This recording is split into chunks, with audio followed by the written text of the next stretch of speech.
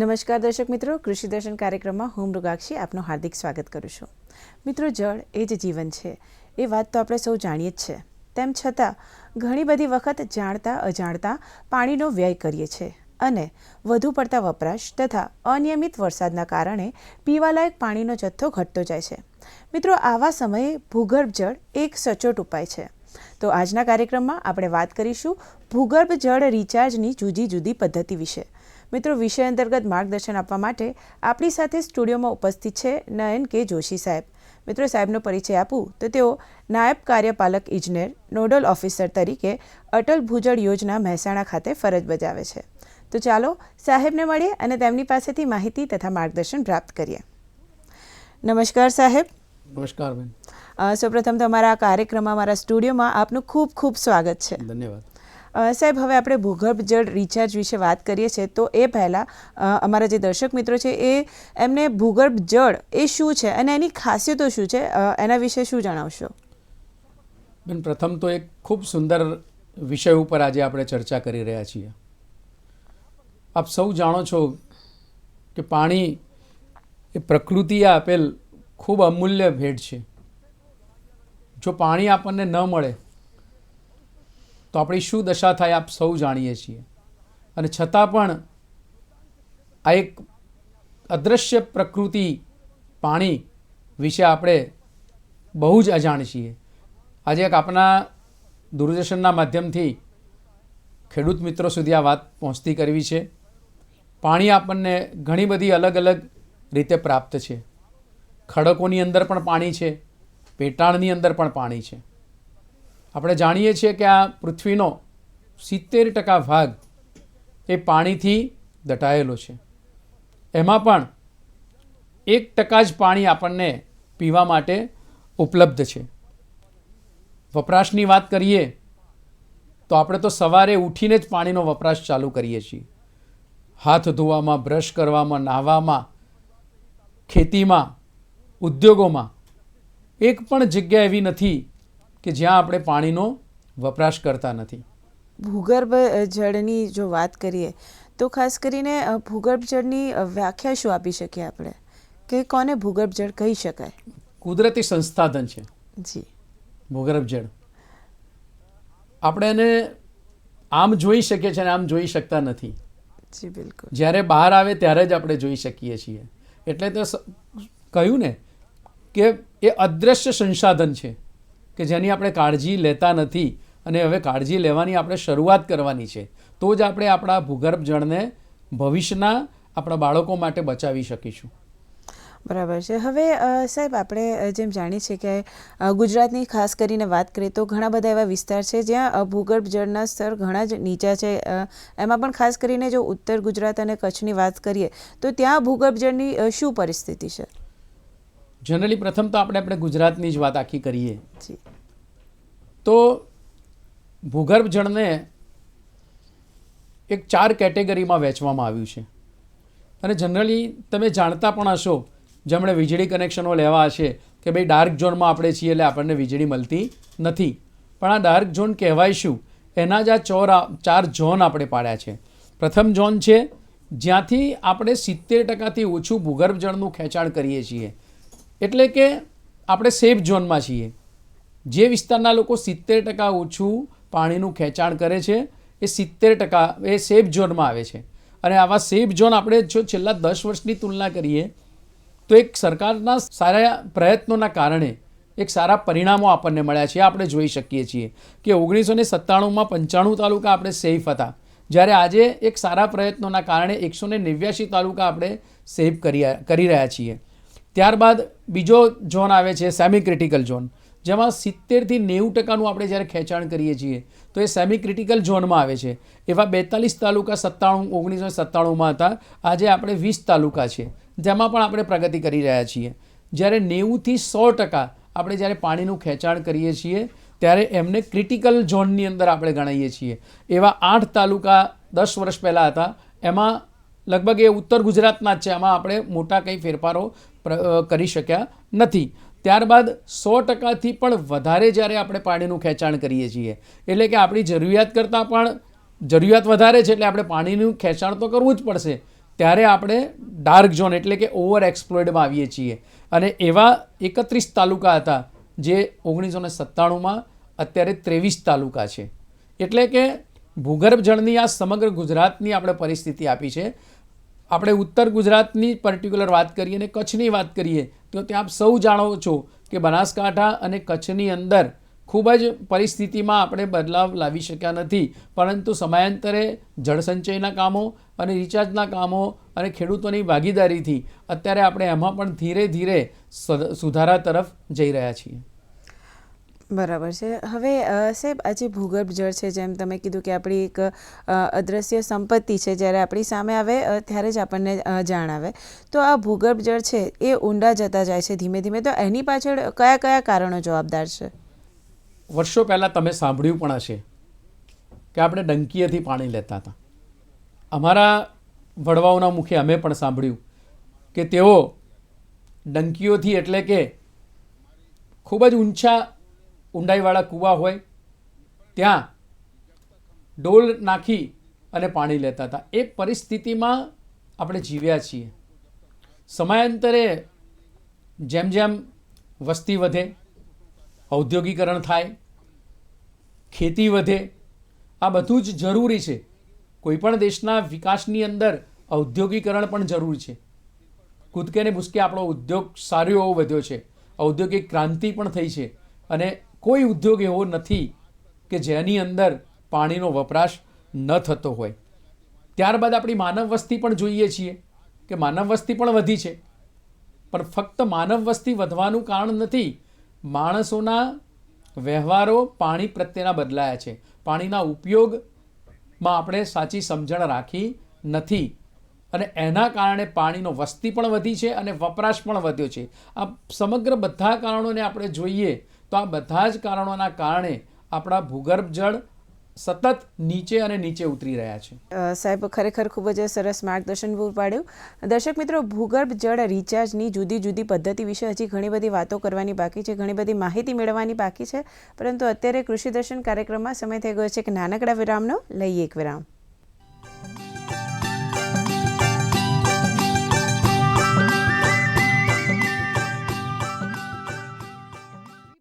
વિરામ બાદ ફરી એકવાર સ્વાગત છે આપ સૌનું કૃષિ દર્શન કાર્યક્રમમાં. અને મિત્રો, આજના કાર્યક્રમમાં આપણે માહિતી મેળવી રહ્યા છીએ ભૂગર્ભ જળ રિચાર્જની જુદી જુદી પદ્ધતિ વિશે. શરૂઆતમાં જેમ સાહેબે જણાવ્યું કે ભાઈ ભૂગર્ભ જળ જે છે એ શું છે અને એ ઊંડે કેવી રીતે જાય છે. પરંતુ ભૂગર્ભ જળ જ્યારે ઊંડે જાય તો એનાથી ઘણું બધું નુકસાન થતું હોય છે.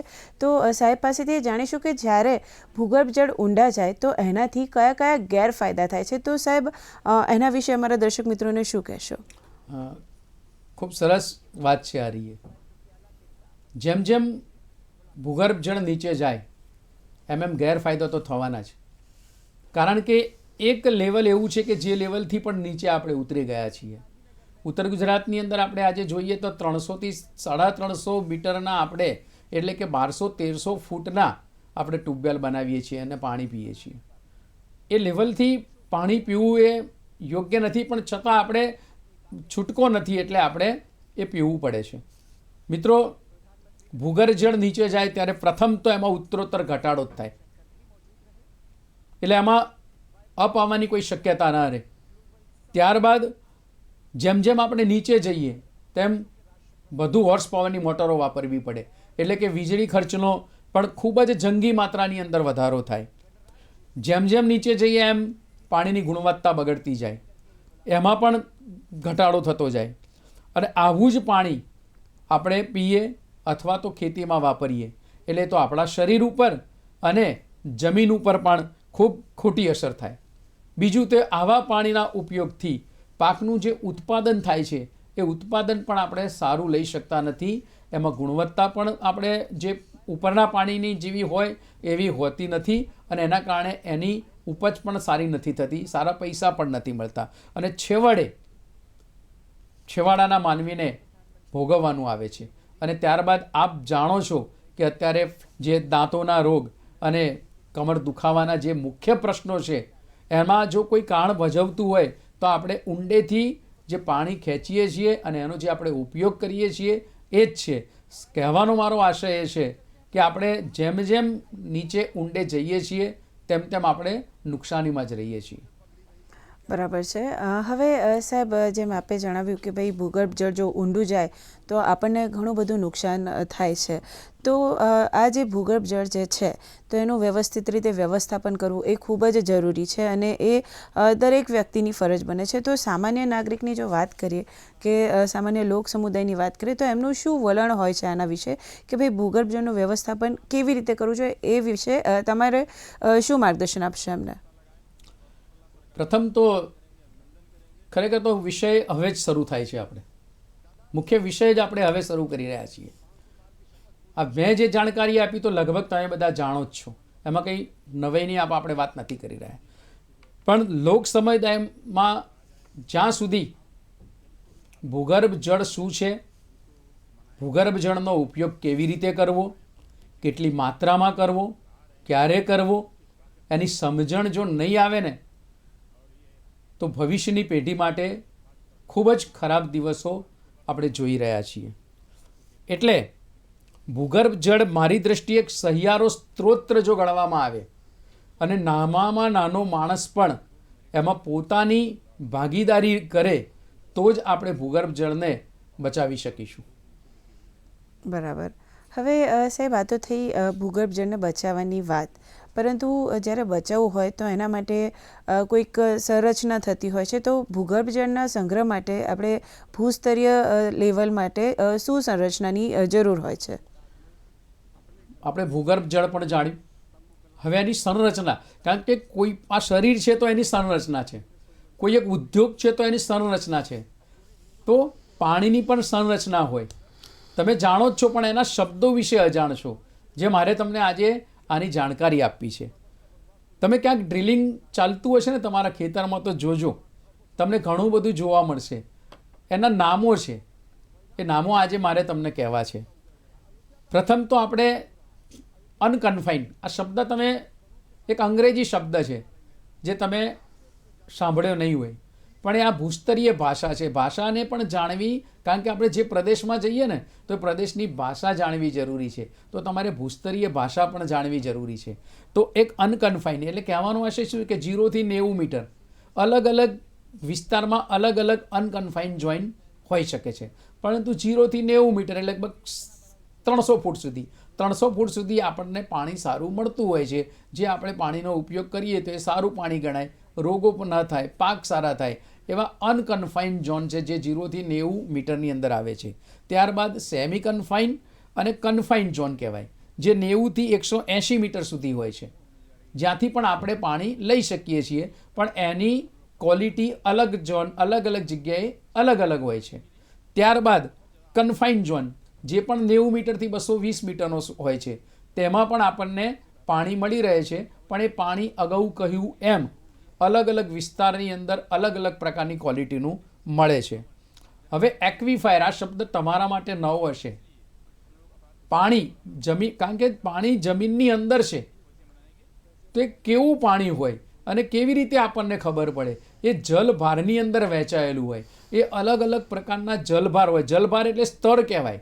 જેમ આપણે કહીએ છીએ ને માટીનું સ્તર, એવું પાણીનું પણ સ્તર હોય. તમે ડ્રિલિંગ જોશો તો તમને ખ્યાલ આવશે કે તમે જ્યારે ડ્રિલિંગ કરતા હોશો ત્યારે પહેલું એક્વિફાયર એટલે પહેલું જલભાર રેતી અને કાંકરા આવે. હવે જનરલી જ્યાં રેતી અને કાંકરા આવે ને ત્યાં નદી હોય બેન, એટલે ત્યાંથી આપણને પાણી મળવાની શક્યતાઓ દેખાય.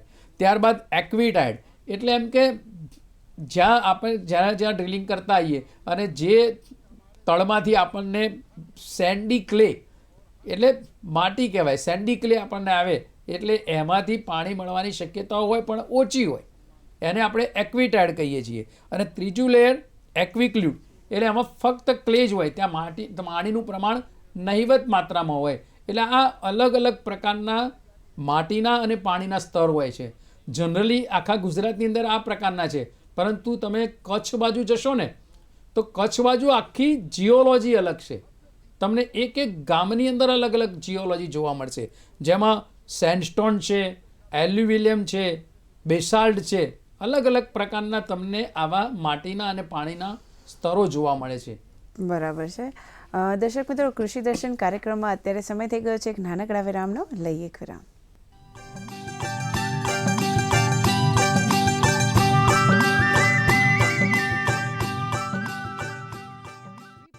વિરામ બાદ ફરી એકવાર સ્વાગત છે આપ સૌનું કૃષિ દર્શન કાર્યક્રમમાં. અને મિત્રો, આજના કાર્યક્રમમાં આપણે જાણકારી મેળવી રહ્યા છે ભૂગર્ભ જળ રિચાર્જની જુદી જુદી પદ્ધતિ વિશે. અત્યાર સુધી મિત્રો આપણે જાણ્યું કે ભાઈ ભૂગર્ભ જળ શું છે અને ભૂગર્ભ જળ જો ઊંડે જાય તો ઘણા બધા ગેરફાયદા થઈ શકે છે. હવે ખાસ કરીને આપણે સાહેબ પાસેથી જાણીશું કે ભાઈ આ ભૂગર્ભ જળ રિચાર્જ શું છે અને ભૂગર્ભ જળ રિચાર્જ કરવાની મુખ્યત્વે કઈ કઈ પદ્ધતિઓ છે. તો સાહેબ, એના વિશે મારા જે દર્શક મિત્રો છે એમને શું માર્ગદર્શન આપશો? ખાસ આ ટોપિક જ અગત્યનો છે. અગાઉ કહ્યું ને કે વિષયની પહેલાં તો જાણકારી જરૂરી છે. આજે આપણને વિષયની જાણકારી તો જાણવા મળી, પણ પાણીને આપણે બચાવીશું જ નહીં તો ક્યાં જઈશું? એક સિમ્પલ સાદો દાખલો આપીશ. આપણે રોજ પાણી પીએ છીએ. અત્યારે તો ફ્રીજ પણ આવી ગઈ અને બોટલ પણ આવી ગઈ, પણ જૂના જમાનાની અંદર આપણે માટલાનો ઉપયોગ કરતા હતા. એ માટલું આખું વર્ષ ચાલતું હતું. આપણે સવારે માટલું આપણા મમ્મી ભરી લે અને આખો દિવસ એ માટલું ચાલતું હતું. સાંજે પાછું એ માટલું આપણે ભરતા હતા. કેમ ભરતા હતા? જે માટલું ભરીએ જ નહીં તો શું પરિસ્થિતિ થાય? એવી જ પરિસ્થિતિનું નિર્માણ આપણે જાતે અત્યારે કરી રહ્યા છીએ. કર્યું છે ને કરી રહ્યા છીએ. ભૂગર્ભમાંથી આપણે પાણીનો બેફામ ઉપયોગ, બેફામ ખેંચી રહ્યા છીએ, પરંતુ એક ટીમ્પુ પણ આપણે નીચે ઉતારી શકતા નથી, કે આપણી એવી સંવેદના પણ આપણી નથી. અને એટલા માટે જ આજે આ વિષય ખૂબ અગત્યનો હું કહું છું વારંવાર. આપણે જેટલું પાણી ખેંચીએ એના અમુક ટકા ભાગ પાણી આપણે નીચે ઉતારવું જ જોઈએ, અને તો જ ભૂગર્ભનો જળનું સંતુલન જળવાઈ રહે અને આપણે અસાધ્ય રોગોમાંથી બચી શકીએ. એટલે આ તમામ, અને આ કોઈ એવી જોરદાર ટેકનોલોજી પણ નથી કે જે આપણે નથી કરી શકતા. સામાન્ય માણસ પોતાની રીતે પણ આ કરી શકે છે અને ભૂગર્ભમાં પાણી ઉતારી શકે છે. હવે કેવી રીતે ઉતારવું? ભૂગર્ભનું આપણે એક સીધી પદ્ધતિ છે, બિલકુલ સાદી પદ્ધતિ છે, જેમાં કોઈ રોકેટ સાયન્સ આપણે નથી જોતા. જમીન ઉપર આવતા પાણીનો સંગ્રહ કરીને આપણે પાણી નીચે ઉતારી શકીએ છીએ. ત્યારબાદ નીચેના સ્તરની અંદર પાણી પણ આપણે વધારે સંગ્રહ કરી અને ઉતારી શકીએ છીએ.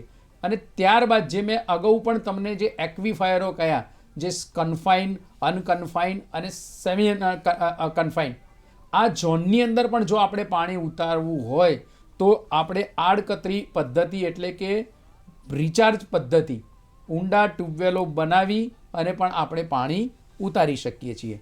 અને છેલ્લી એક પદ્ધતિ છે જે મેં અગાઉ તમને જલભાર એટલે એક્વિફાયર કહ્યા, એ એક્વિફાયરોમાં ફેરફારો કરીને પણ આપણે આપણા ભૂગર્ભ જળને બચાવી શકીએ છીએ.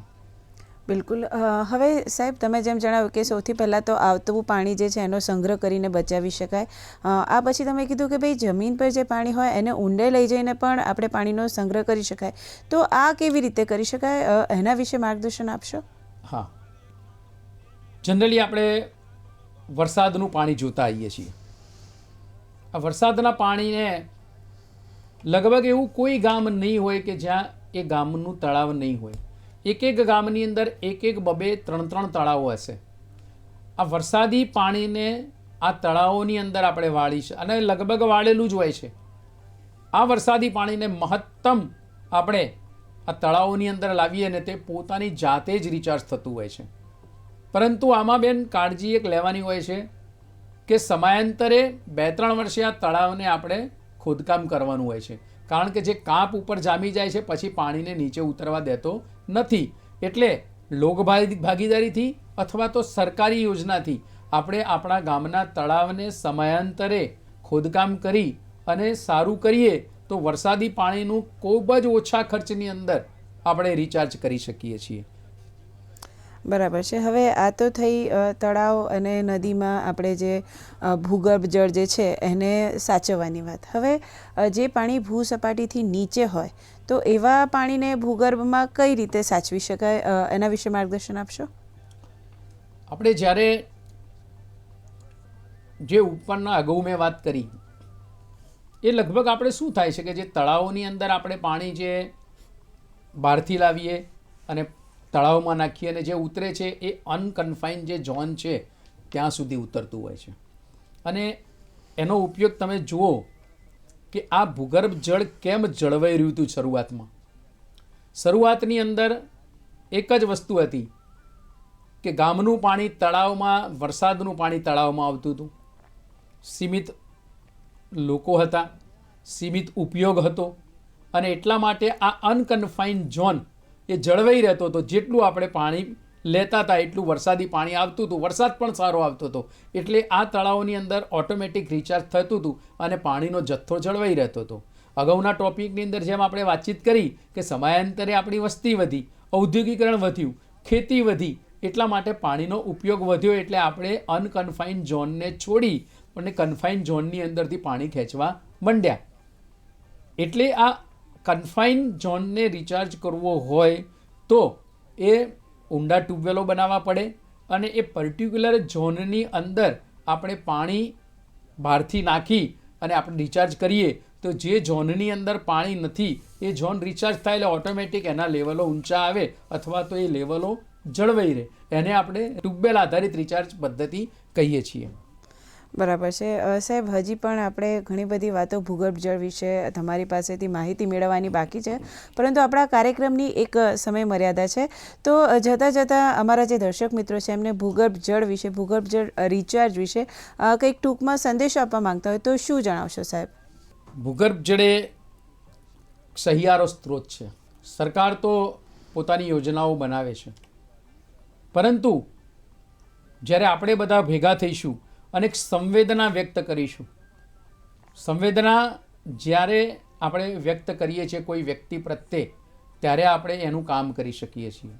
તો એક પ્રકારની સંવેદના પાણી પ્રત્યેની, જે પાણી વગર આપણે ક્યારેય ચાલવાનું જ નથી, આ પાણી પ્રત્યેની જો આપણે સંવેદના આપણામાં આવશે ને તો જરૂરથી આપણે બધા, અને આપણે પોતે જ ખેડૂતો જ ભેગા થઈ પોતાના ખેતરની અંદર જે આપણે ટ્યુબવેલો બનાવ્યા છે, જે ટ્યુબવેલો ફેલ થયા છે, આ ટ્યુબવેલોને કમસે કમ આપણે વરસાદી પાણીથી જોડીશું ને તો હું માનું છું કે આવતીકાલનું ભવિષ્ય ખૂબ જ સારું રહેશે. આપ તમામ લોકો જ્યારે ટ્યુબવેલ બનાવો છો ત્યારે સક્ષમ છો તો કમસે કમ તમારા ફેલ થયેલા ટ્યુબવેલને તમારા જ ખેતરના પાણીથી જો આપ જોઈન્ટ કરશો તો ખૂબ સારું રિચાર્જ થઈ શકશે અને આપણે એક સારા પરિણામો તમને પોતાને પણ એક આનંદ થશે કે મેં કંઈક કામ કર્યું છે, સરકાર સિવાય પણ. જી સાહેબ. તો સાહેબ, તમે અમારા કાર્યક્રમમાં આવ્યા, અમારા દર્શક મિત્રોને ભૂગર્ભ જળ રિચાર્જની જુદી જુદી પદ્ધતિ વિશે આટલી ઉપયોગી માહિતી પૂરી પાડી એ બદલ આપનો ખૂબ ખૂબ આભાર. ખૂબ ખૂબ ધન્યવાદ. દર્શક મિત્રો, આજના કાર્યક્રમમાં જેમ આપણે જાણ્યું, આપણે માહિતી મેળવી ભૂગર્ભ જળ રિચાર્જની જુદી જુદી પદ્ધતિ વિશે. આશા રાખીએ કે તમને અમારો આ કાર્યક્રમ પસંદ આવ્યો હશે. ફરીથી મળીશું એક નવા વિષય સાથે. ત્યાં સુધી મને રજા આપો. નમસ્કાર.